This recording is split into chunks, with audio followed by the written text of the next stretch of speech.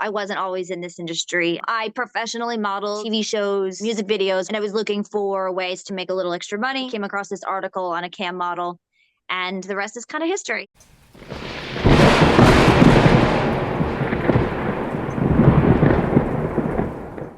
Welcome back to the Broken Home Podcast. Hope you all had a great week. Tonight, we have an amazing guest. We have adult film star Gigi Dior. How you doing tonight? I'm wonderful. Thank you for having me. No problem. Thanks for coming through. So we usually always start this right from the very beginning. Could you tell us where you're from? Where'd you grow up? Sure. So I was born in the Chicago area. I lived there, like the Midwest region, most of my life. I bounced around a little bit. I lived in Kansas for a little bit, and then I moved to the East Coast. I spent most of my adult life between Michigan and the East Coast, so kind of between the Midwest and the East Coast. And currently, I am like in the East Coast between New York and Philly. Oh, wow. Nice. So yeah, you've been all across the country then. A little bit, yep. And now I'm just traveling all across the country. So Yeah, no joke. Like a week and a half ago, I was talking to you. You were going down to Miami or Florida. Then you were going to LA, then New York this afternoon. How is that? How do you like traveling so much like that? It makes my bed really comfy when I get back to it. There's days where I get home and I'm like, oh, I just want to sleep for like 2 days straight. I love the traveling part. So I think that's part of why, like the ups and downs of the industry and whatnot, like I can tolerate it because it's traveling. Like I've seen some of the most beautiful places and some unique things that happened. Like I just saw one of the reservoirs in Utah just let loose. And while I was out on the West Coast, I was able to see like all these rare waterfalls that happened up in the mountains between Utah and Arizona. Unless I was doing what I'm doing, I wouldn't have been able to experience that. So it's really like that's the best part is probably the traveling. But it's also really good. I'm a homebody, so it's really good to come home too. Yeah, I'm the same way. I'd rather be at home than go anywhere, really. Yeah. When I'm home, I want to be home. You know, like when I'm home, it's like I'm in my sweats and I'm just like snuggled up with a blanket and just like I want to just be home. So yeah, that's my thing. So is there a place that you've always wanted to go that you haven't had the chance yet? I would really love to see like upstate like Washington and Montana. I think within our country, I think that's probably like some of the prettiest territories that I've not had the pleasure. I haven't really gone up that way, like towards Seattle, Montana, that whole region, North Dakota, all of that. I've pretty much kind of dabbled now in the rest of the country. So within our country, there in Alaska, I'm dying to see Alaska. I think that would be incredible. And then outside our country, Switzerland is up there.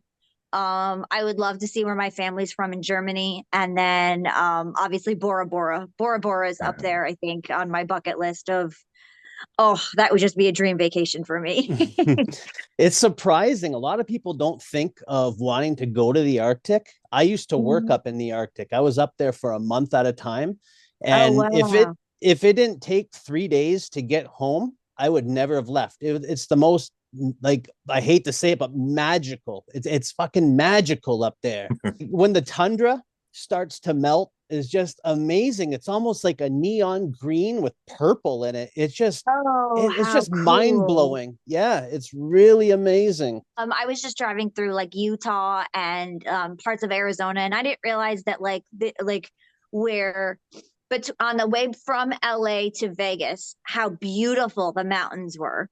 And then if you go past Vegas towards like Arizona and Utah, the mountain ranges, like they're so vastly different from one range to the next. Like you could look on the left side of the road and they're like rocky and like, you know, really, really harsh looking.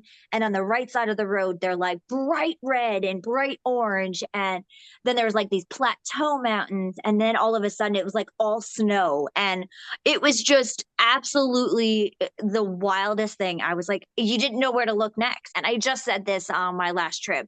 It makes me sad that so many people like live where they live and don't ever explore, even within our own land. Like, you know, I love to hike and I love to go bike riding and I love to just like go where I live and explore what our land has to give us. So it's just, I don't know, maybe it takes me out of like my technical world of camming and cameras and social media, and it kind of brings me back, and it helps center me and keeps me real. Yeah, it's a good Yeah. grounding. Like a lot of Yeah, people don't totally. realize how beautiful things are around us because they're in the city all the time. It's just point A to point B, head Yep. in your phone, don't go nowhere else. But Yep. And it's it's rush, rush, amazing. rush, rush, rush, rush, rush, right? And like get it done as fast as possible. And I think sometimes just taking that deep breath and like really just enjoying the views around you and viewing the company that you're with and enjoying the food. I think COVID had a huge impact on me in that regard. I think I've noticed sunsets more, sunrises more. Just like I've just noticed the beauty in everything around me a lot more in detail than I have in the past. And I don't know Yeah. that it was exactly COVID, or if it was COVID in my age, or if it was just a combination of a lot of other things. I was getting out of an abusive relationship, so I don't know if I was just like awakening to things, but I definitely see the beauty in things that I had never realized or recognized before. Yeah. Yeah. I know exactly what you mean. Did you come from a big family? I'm the oldest, and I have two younger siblings. My dad had a lot of siblings, and my mom had a couple. So I would say extended family wise, I think my dad was probably the larger side. So we were all very close though. Growing up, like everybody did like Christmases together and holidays together until we moved away. So yeah, it was a pretty large. I guess it was a larger family. Were your parents together? Yes, they still are. Oh, that's Nice. amazing. That's Yeah. amazing. It's so rare. Yeah. Yep. They met, um, they were 15 when they started dating. My relationship story does not end the same way as where I was raised from. So Your profession now, you haven't always been in this profession. You haven't always been camming and or starring in films. no, When did that change? When did you start pursuing this? 2021. I professionally modeled, did infomercials, did TV shows, music videos, whatnot. I did for that for about 20 years. And then I did the mom thing and the wife thing. And then COVID happened after my divorce. And I was looking for ways to make a little extra money. So I came across this article on a cam model, and the rest is kind of history. So yeah, so no, I wasn't always in this industry. I'm a very, very late, I call it a late bloomer in the sexual world. Was it difficult getting into it, like breaking that barrier for yourself? No, it actually No. wasn't. I found after my divorce, I really had a sexual awakening. I found that things that I wanted and desired and had suppressed for so long and lied to myself, I was allowed to feel these things and allowed to express them and explore them afterwards. And it was actually, for me, it was a very natural, like just sharing my body, and I'm very comfortable with it. So no, I think the hardest part for me being in the industry is always not like, I think I'm very like wholehearted and like always like innocent on the inside, and realizing that not everybody has the best intentions. I think that's Yeah. still what I struggle with the most, is that not everybody has, like good, wholesome intentions. And that's sometimes a struggle. You did an interview on Shade 45. I heard you Mhm. talking with Jude. That was an awesome one. Your Thank you. ex-husband sounds like a fucking dick. Yep. It is. Yes. Yes. That is to put it mildly. Yes. Yes. Yes. Was getting into the camming and the porn industry a little bit of a fuck you to him, do you think? Not originally.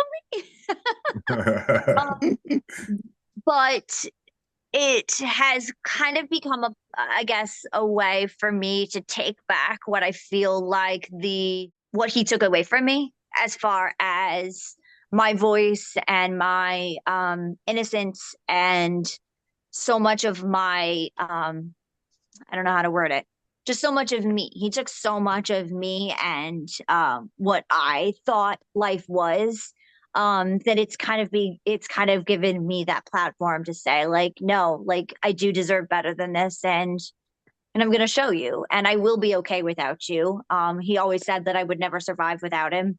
and I am, and that's probably the biggest fuck you is that I'm doing it and I don't need him. Well, yeah, exactly. That's amazing. That being able to take that back is sort of like an empowerment again towards yourself. Absolutely. Yeah. Was he always abusive towards you?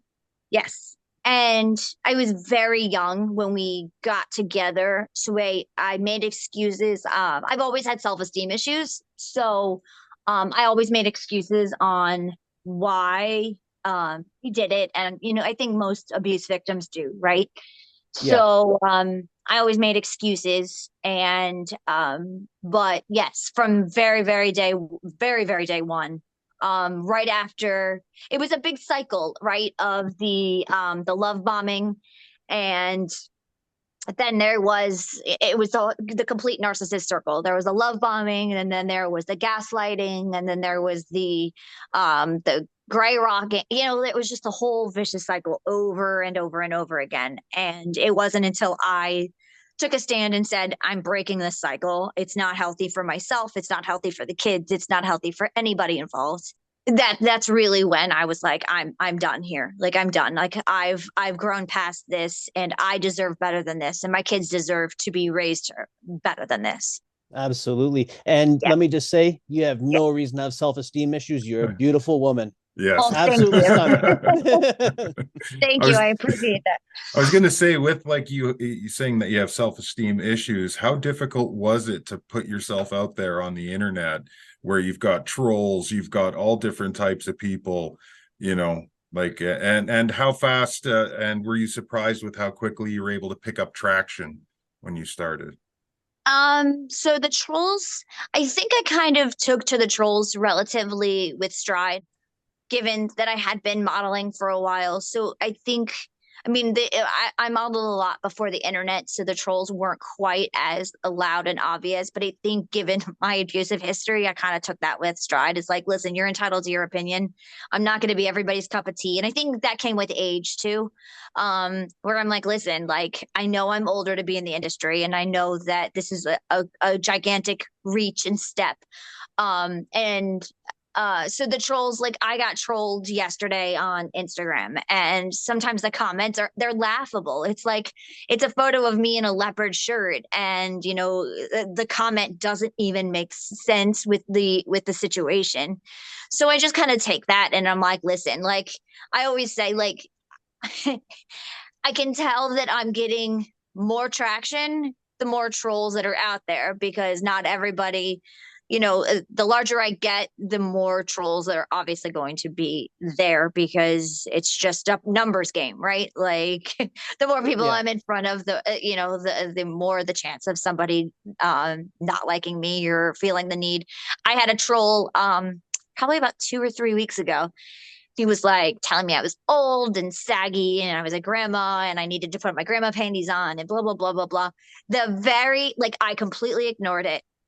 And I want to say, like, a couple of days later, he was asking to buy panties and for customs and all of that stuff. So I was like, well, apparently you don't hate me so much, because you're like right here now, man. So, yeah. And the second part of the question was, I'm sorry. And you said, oh, traction. No, I hoped, but I had no idea. And I still don't think I had the traction. I mean, some people like you asked that question, and I'm like, I'm not, like, I don't have traction. I'm working hard to gain that traction and that notoriety and that name recognition.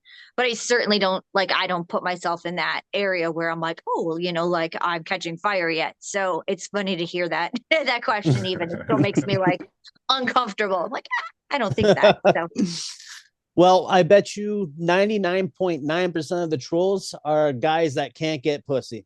That's probably true. That's probably true. Yes. Yeah. That's probably true. And speaking about your name, there was a bit of a conflict with your name. Christian Dior wasn't too impressed with that. Not at all. They tried saying that you're tarnishing their name. I don't think so. I don't think so. I think you're elevating that name, if anything. Thank you. I appreciate that. But yes, they've said that I'm diluting the brand and tarnishing their name. So we'll see. We'll see about that. I don't know how that's going to end, but just, I'm fighting for all of us small people because I don't want um I want somebody to realize that these big guys aren't as big and scary as they think they are, you know? Yeah. So it's an ongoing lawsuit. It still is not resolved then. Nope, we're still Oh, going. wow. Oh, Yep, wow. yeah, we're still going. Hopefully it I doesn't take forever and you get to keep it. hope so. I, Yeah. I'm I'm using it in the meantime, so Yeah. Yeah, exactly. Fuck them. I was granted my trademark. So the U.S. Patent Office, U.S. Trademark Office, excuse me, gave me use of the name, so I'm using it. And So if they're giving you use of the name, that means that you should have been good to go from the, like, you should be okay with it. I don't that's what one would understand what think, right? their case is going to be. Yeah. Yeah, so it'll Well, be interesting. I'll keep you guys posted on it. absolutely. Excellent. Absolutely. So when you first started camming, what was the motivation behind it? Was it because of COVID? It was money, 100%. I was raising kids, and COVID was restricting income so massively. I was home 99.9% of the time, so I was looking up ways to make extra money while being home, and I came across a couple of articles. And it's funny now, the articles that I read then, I'm friends with those people now, so it's kind of like full circle. But yeah, it was like, you can cam a couple hours from your house and make, just a substantial extra, a little bit of money. And so I was like, hey, I have the modeling experience, why not give it a shot? So I didn't expect to go the way it did. Like that really, like, I gained followers very quickly. And yeah, the platform was very welcoming, and my fans were very welcoming, and it was definitely a humbling experience. I was like, wow, I had no idea this was going to go this way. So are And you how making did your own oh, schedule as well? Like you just cam Absolutely. whenever you want? Yep. And the commute is amazing. It's literally like I roll over, and, like, if I want to work a couple hours on a Saturday, if I want to work, if I've had a really like long week and I've traveled or whatever, and I want to cam from 12 o'clock at night until 4 a.m. and then sleep in, I can do that as long as, so there's really no set schedule with it. It's open 24 hours a day. I just noticed that if I allow my fans to know like when I'm going to be on, so I'll post like on Twitter or Instagram, being like, I'll be live, in an hour. As long as they know when and where to find me, they're happy. So I'll send out a live alert through the website that on Chatterbait, and that'll send them specific like emails or alerts, and they'll know that I'm on.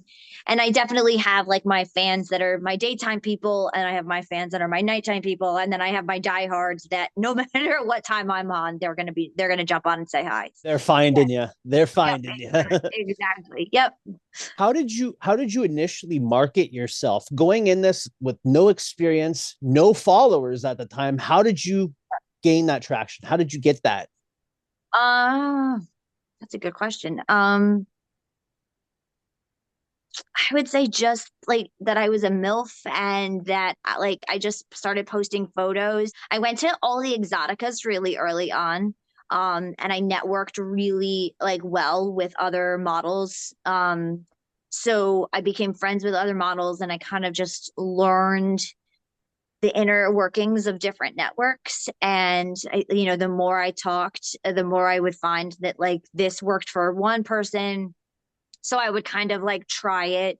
But really it was a lot of trial and error. And marketing wasn't something that I really ever,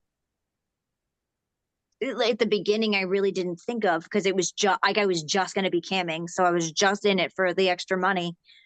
So the marketing part kind of came as the porn career came. How did you initially get the word out? Like, you can't just put on Facebook or something, starting an OnlyFans or anything like that. Or did people just go on OnlyFans, or was it even OnlyFans that you started on? Yeah, so I started with Chatterbait, camming there, and then I started an OnlyFans after my Okay. Twitter and my Instagram. So I started through Chatterbait, and my fans from Chatterbait then followed my social medias. And then for my social medias, I would run like I would direct them to OnlyFans.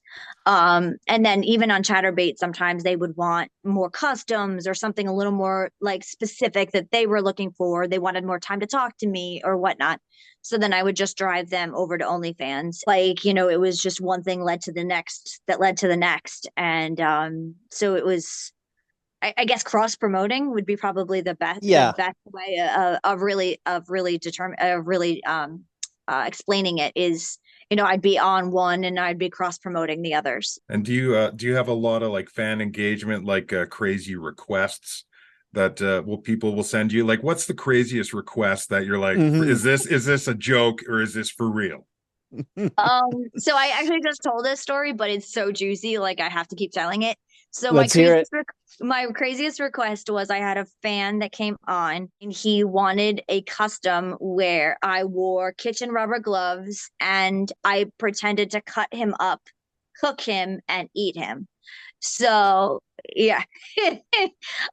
So I got to be really creative. And I took a good dildo and some fake blood and you know, it was just a regular Saturday. So just a nice little Saturday at home. Just a nice little Saturday at home, you know, playing with a dildo and some fake blood. Fake blood. So he loved it. He requested more of the, like, you know, similar things. And so yeah, I but that was definitely one of the strangest that I've ever received. Definitely. Well, I hope he tips well. He did tip well. Do you have like specific kink categories for people to go to, or is this just like whenever somebody requests it, that's when you'll go for it? I think I specialize in specific things over time. It's kind of come from if they request it though, I kind of take it in, and if it's not something I'm comfortable with, then I'll be like, no, you know, like listen, there's other models, and I have so many friends in the industry that would specialize in something specific like that I'll just be like, listen, I could do it, but I'm not going to be like authentically myself doing this. So you'd be better off going to so and so. And then I'll just, and that's the great thing about having friends in the industry is really having that network of people to say, like, listen, I don't do anal on camera. So, but I do have friends who specialize in, you know, customs that are anal and things like that. So instead of me being inauthentic, I would rather send them to somebody who is authentic, and vice versa. They'll send me somebody that, you know, I like small penis humiliation, SPH, and cuckolding. But that's something that I didn't even know what it was until I got into this industry, but it's something that's just come very naturally to me. But like I said, like then there's other categories that I'm just like, I could fake it, but I don't want somebody to pay me for something that's not going to be, you know, authentically who I am. So you got to explain what the hell is small penis shaming? So small penis shaming is when somebody somebody calls into Chatterbait, or they'll say like they want me to humiliate their small penis, and most of the time it's not really like even that small. I mean, don't get me wrong, there are the guys out there that are like, you know, an inch or that have the micros that do it as well. But sometimes guys get off on me being like, you know, your penis is so small, like you couldn't please me if you tried, you're not a real man. And they get really turned on by being degraded and demeaned and told that they're not man enough for a woman. I was picturing it like a comedy roast or something. Make fun of my dick. Like, I can't even see it. It's so tiny, you know, like, is that hard or soft? Can that penis even get hard? You know, like I kind of run the gamut. But at first I was very uncomfortable with it because I was like, this isn't like normal. Like, I don't know how to like I don't make fun of people. So but once I saw how like turned on and like how into it they were, I was like, okay, I mean, like I'm being paid to be a bitch. Okay. Yeah, exactly. Rock on, let's do this. Yeah. And do you get a lot of requests like that too? Yeah. Yeah, I do. A lot of Wow. cuckolding. A lot of cuckolding too is where like someone pretends to be my husband or I'm their wife, and they like to watch me with somebody that's larger than them or more masculine than them, and then they like the same. It's kind of the same theory. They like for me to demean them and be like, "You watch this guy while he, while he fucks me, and you sit there in the corner and watch what a real man can do," and things like that. So yeah, it's kind of evolved into its own thing. So And what's the most request that you get? I get a lot of stepmom stuff. I would say a 75% of my like special requests are guys wanting to be my stepson. And I guess it's probably because of the age demographic, but yeah, a lot of guys are like, tell me that I'm better than my dad, or tell me, like that kind of thing. Like the stepmom, the I did a couple of professional scenes where I was a step grandma. So there was that too. But I haven't gotten too many requests for that. But definitely like step mom, teacher, I get a lot because I wear glasses generally. Yeah, those are probably my two biggest. I did a little bit of research before having you on. You have a rough job there, Jason. You have a rough job. Did a little research, we'll call it. And the grandma thing, you got to imagine for you to be a grandma. I don't know. You're too pretty. You're too young, I think. Thank you. Thank you. I appreciate that. I was a little taken aback when I was when I was presented with the role.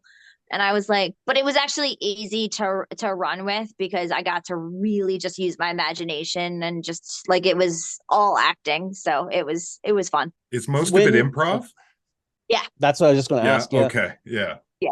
Yeah. Most of it's improv. I mean, we have sometimes like a guideline of lines, but it's more of like a direction that they'd like us to head versus exact lines. I mean, some sets are exact lines and you have to memorize them and deliver them, but for the most part, I'd say it's more of like a idealistic direction. How did you get into the actual porn industry? Like start filming that? How did that come about? So I was camming and then I had an agent reach out to me and say, like, listen, if you're ever interested in going mainstream. And at that point I was like, well, maybe I do want to make this into like a career, and maybe grow my name and really become, a little bit more of a household name. So that's when I decided to kind of make the switch. And in my mind, I was like, I'm already shooting OnlyFans. I'm shooting content with other people. Um, I was like, I'm already kind of shooting porn on my own. And at least if I was shooting mainstream, I could grab the name notoriety along with it. So that's kind of where it went. I don't know if it's logical or not, but it's where my head went. It makes sense. Yeah, it makes sense. And like, since starting this, do you ever think like, wow, man, I wish I had the opportunity to start this sooner? Are you having a lot of fun at work? I do. I wish that almost like I don't wish to go back to my 20s for almost anything except for to have done this younger, because I think there is a very small window for me in this industry given my age at this point. And I think do. You'd be surprised. Oh, thank you. I feel like there's an expiration date on me though, and I feel like that's like screaming in my ear, so but I do wish I had actually looked into posing for Playboy and doing things like that in my 20s, and I didn't follow through with it, and I do regret that at this point, not have taken advantage of that sooner, because I think I'd be much further along in the industry had I started it then. How often do you shoot with the industry? Oh, let's see. I shot in October, in December, February, March, and April. So far since I would say since October. So, and I took about 6 months off from last April till September. So I shot in March, then I took April through September off. I came back for Exotica in New Jersey. And then I started shooting, and I've been shooting consistently at least 1 week out of the month since October. Oh, wow. So, and go to Miami. I leave on Sunday for Miami, and I have not 10 or 11 shoots booked for when I get to Miami. Oh, wow. You're busy. I'm pretty booked up. And then I'm going straight from Miami to Chicago Exotica. So I'll be going from Florida straight to Chicago. So Wow. How many Exoticas is there a year? the first Exotica is in April, and that's in Chicago. And then it's in July is in Miami. They kind of changed the dates exactly, but I believe it's in July in Miami. And then they just moved New Jersey Exotica to November. To November, because it was usually like right around Halloween. And then DC's Exotica is in December. It's right around Christmas time. And then there's XBiz and for like cam and porn, and then XRCOs, which is an award show. And XRCOs is in May. So yeah. And you're going to attend all of these? I have attended all but the Miami Exoticas, but I'll be at the Miami Exotica this year. I've been the XRCOs once, and the XBiz, this will be the first year that they're live since COVID. So it'll be the first year but I've attended it. I attended it online last year. So I try to make as many as humanly possible, because I really feel that it gives you an opportunity to connect and meet your fans and really network with other industry people. And there's the fans that are out there supporting you. And if you give them an opportunity to come and meet you, I think it's really good for them to like see you in person and all of that. So Good I like exposure. to try to give back as much as possible, because without them, like, we would be nothing. So yeah, that's true. That's true. Mm-hmm. Do you get recognized when you're out doing grocery shopping or anything like that? I haven't yet. I've only ever been recognized one time, and that was in like Penn Station in New York. Somebody yelled my name. So but other than and obviously at Exoticas I get recognized because people are there for that specific reason, but not grocery stores yet, nothing like that. So I always say that I know that I've like arrived when that happens, is when you get recognized out in public. But I also kind of go back and forth of who's really like, I'm not exact. I just saw Andy Cohen at the airport the other day from Bravo, and so few people even would recognize him, right? And he's like this huge so how many people are really going to ever admit that they know who I am in public, right? Like, unless you're with like their buddies or a bachelor party or something of that nature, like a guy's not going to admit that he knows who I am at a grocery store with his wife. So that's like, true. I might be recognized more than I realize, but like just nobody's like running up to me and asking, it's not exactly that kind of an industry, I would say. So yeah. Gigi, I was always wondering, like, for you, your first time walking onto a set, was there anything about the process of filming that really surprised you? The length of time I was on camera. My very first scene was, I think, 6.5 hours straight. Fucking.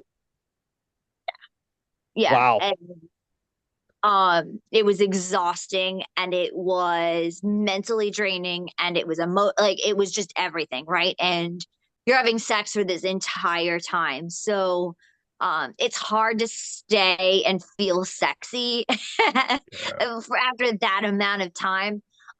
So I think that was probably my biggest shock after my first. And then every time after, I keep telling myself I need to keep getting in better shape, because like it's just such a stamina game. It's such a endurance game, like if you're it's like doing squats for 45 minutes or an hour straight. It's people see such small tidbits and clippets of the actual finished product that they don't realize to get a 5-minute clip, we're filming for sometimes 45 minutes to an hour straight of going, and they're taking 5 minutes out. I actually rewatched one of my scenes the other day, and I can't believe how much they cut out. And I was like, that scene took like an hour and 10 minutes or an hour and a half to shoot, and I think they showed like 3 minutes. And I was like, Yeah, oh my gonna God.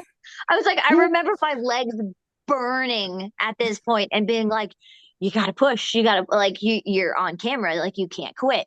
And yeah, I remember like, and then I watched it back and I was like, wait, where did it go? So That's yeah, that crazy. yeah. How in the fuck do these dudes stay hard for 6 hours straight? Medication. yeah. Oh, I guess. Oh, I Yeah. see. Yeah, you pop a couple gas Medication, there's station some wiener supplement, pills. there's supplements, there's sometimes shots. They do now, like the Juvederm and stuff that like you can get in your face. There's like a filler that you can get in your penis to help keep it long harder and it appears to be longer or thicker. So yeah, it's some younger guys can actually stay hard for a while, but no human can last for that amount of time. Not even on No. ecstasy. That's No. crazy. Not naturally. And if you're spending 6 hours with someone, has there ever been a co-star that you'd rather not spend 6 hours with? Um, Or if has everyone been great? You lucked out. so far that I've worked with has been really, really good. I can't say like I think after 6 hours of almost anybody, Yeah. you're ready to go home. But for the most part, my co-stars have been really, really great. I can't complain there. I can't What's complain the there. what's the youngest guy that you've had to sleep with? They've actually not been super young. They look super young, but they're not too bad. I would say he was probably like 26, 27, but they were supposed to be like my grandson. But they look like they're probably 18, but they're actually like in their mid 20s. So it wasn't too bad. There was this one guy I was supposed to shoot with, and the shoot got canceled or postponed. And he literally looked like he was like 17. And I was like, I struggled with it mentally. Like, I know he's older than that, but it was like a mental game. Like I was like, I don't know how this is going to go down. So it's definitely like something you have to hype yourself up for it.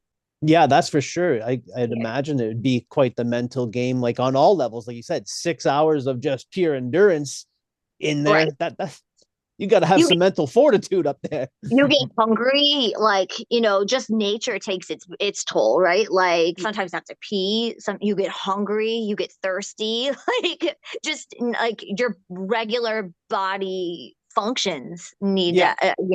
need to be cared for at that time. So a lot of times after a shoot, whether it's 6 hours or not, like you're just shot afterwards, like you're just mentally like I sometimes can't even pick up my phone. Like I'll go straight back to if I'm staying in a hotel or wherever, I'll take my hair down, wash my face, get to go, and then I'm straight to bed. It's like it's no joke. It's and then it's lights out, Yeah. lights Yeah. out. Lots of liquids afterwards. Lots of liquids.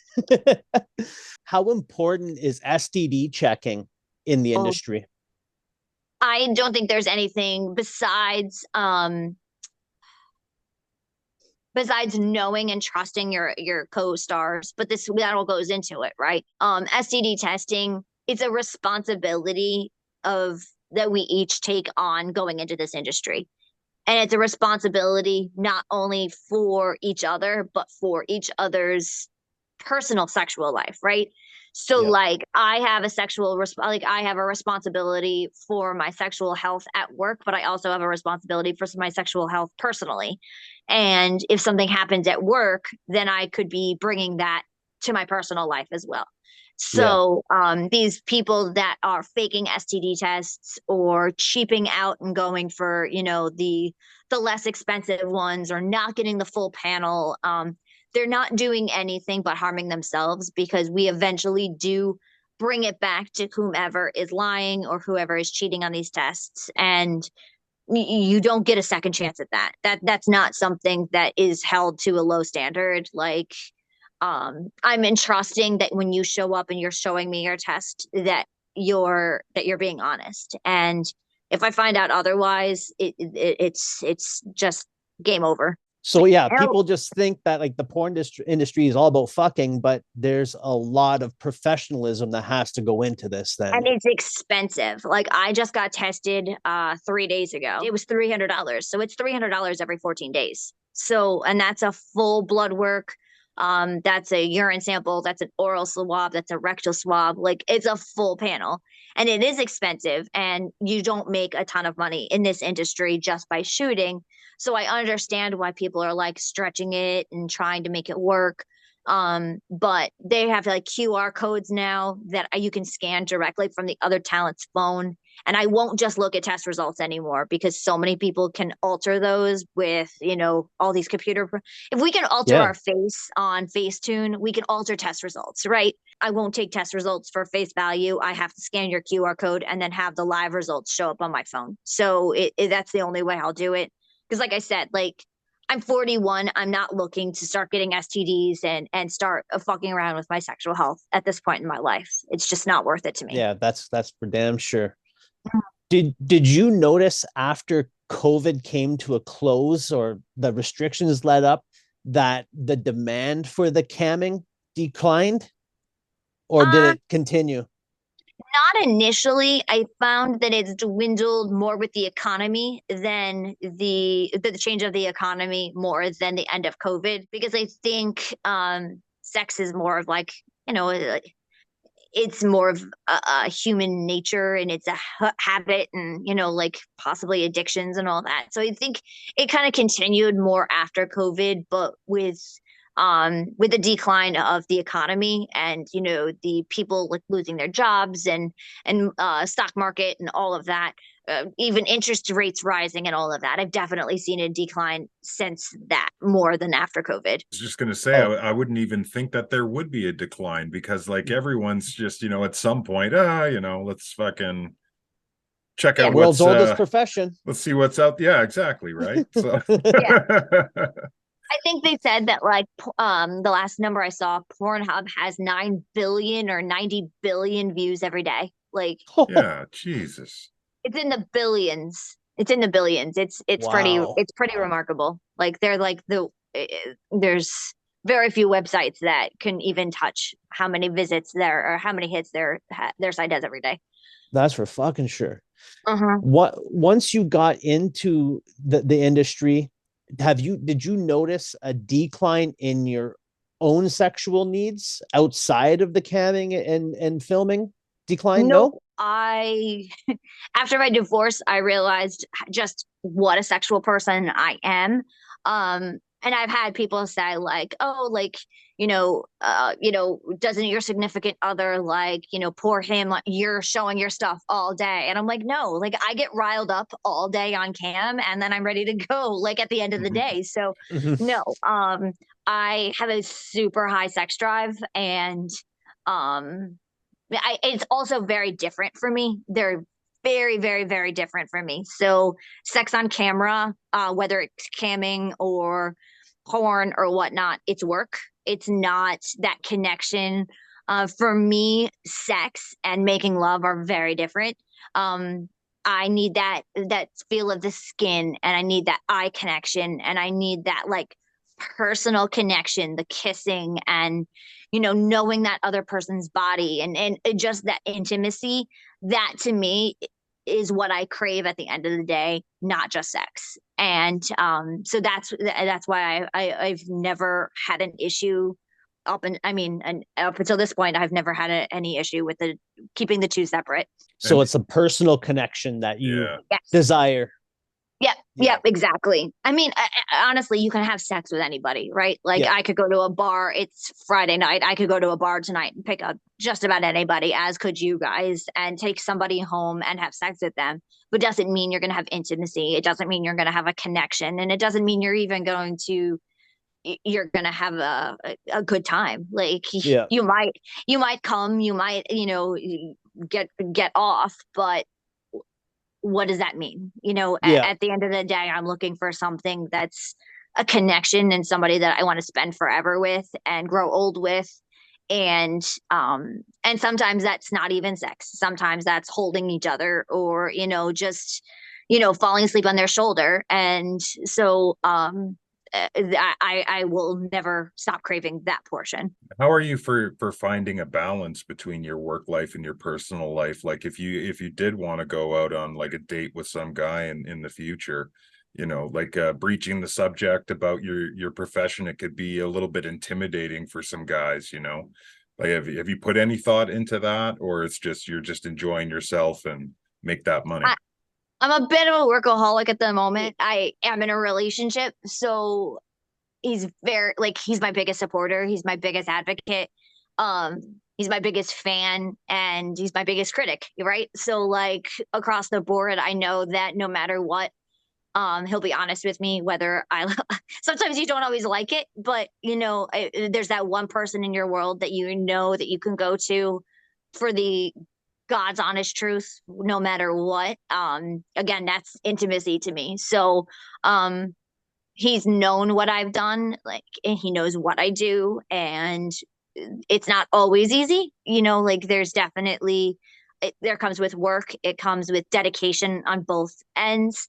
And it comes with honesty, transparency, and massive amounts of communication. Like, it's not something like, "Hey, I'm going to have sex with this guy today. All right, have a good day at work." Like, Yeah. it's you know. And one thing that actually like shocked me more than anything was the need for, like, I think the details. Like, they want to know what he wants to know, like how my actual day was, like, you know, what it entailed, and all of that. And I think that goes back to wanting to build that intimacy. Like, nobody else in the world knows how my day went besides him. So I think I don't know, it kind of all circles back to that. Willing to bet your day was better than his. I don't know. Some days, some days, some days, some days not so much. 6 hours is a long day. Yeah. So That's true. Yeah, that's true. That's putting in some some work. days filing paperwork sounds like a pretty good deal. I imagine that there would be a whole lot of transparency and communication having a partner that's not in the industry, because people get jealous. People like the simplest thing can make somebody upset. So I'll take it that he is okay with everything then. We have to talk about it, you know, like if there's a new topic or there's something that's you know, upcoming, or you know, everything's a discussion. Having a relationship in this industry is not for a lazy person, because if you're lazy and you're not fully committed, it would be very easy to just be like, I'm out. Like, listen, like, this is too much work. This is, you know, I'm not willing to share those parts of my day, of, you know, of my thought process. You can't be lazy in this and hold a relationship. But if you're committed, and both people are committed, because it can't just be one of you. Both Yeah. people are truly committed to the great, you know, the greater cause and the greater good. And knowing too, I think knowing I have an expiration date, knowing that, you know, I have an like a plan of not being in this until I'm 65. You know what I mean? I think that helps. But yes, it's not for the lazy, not for the faint of heart, and it's definitely a full on commitment. That's for sure. That's for Yeah. sure. Yeah. On everybody's part. Gigi, it's Yes. been awesome. Thank you. I always ask our guests to give a positive message, but for you, I would like you to make it a little bit more specific. You Okay. mentioned that you were in an abusive relationship. Mhm. For any women, young ladies out there right now, what's some advice that you could give that may be going through something similar to that? Um, Watch for the red flags, watch for the warning signs early. If they show who they are early on, that's not going to change. So if he hits you once, it's not an apology doesn't fix that.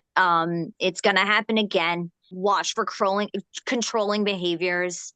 Listen to those around you. I had friends try to warn me that he was changing me, and that I was pulling away, and that I wasn't being the same person.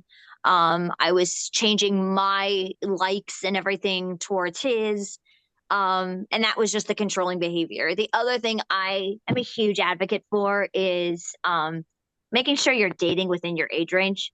My ex was significantly older than I was, and now looking back in hindsight, I see that as a red flag. Like, when somebody hasn't been in a committed relationship by a certain point in their lives, and now they're dating somebody 17 years younger than them, and controlling and being abusive.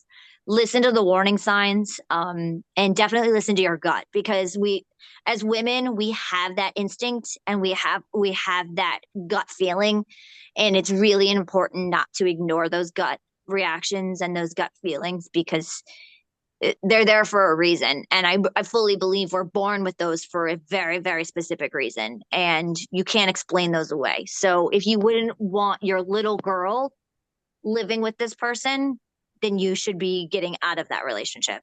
And that was a huge thing for me, is when I had children and I saw him starting to behave towards the children as I had been treated. That was like, nope. That was like Mama Bear came out in me, and I was like, that's it. That's where the line's drawn. That's it. Amazing. I can't I have nothing to add to that. Where can our viewers find you, Gigi? Thank you. So on Instagram, you can find me at Gigi Dior SFW. On Twitter, it's Gigi as seen on TV. On Chatterbait, it's my Gigi Dior, and dropping on April 1st, my OnlyFans is the real Gigi Dior. You heard it here, folks. The real Gigi Dior. Thank you so much for having me. It's been a blast tonight, guys. Thank you so much for your time, Gigi. You have yourself a wonderful week. Have a great birthday, and we'll be in touch. All right. Bye, guys. Bye. Take care.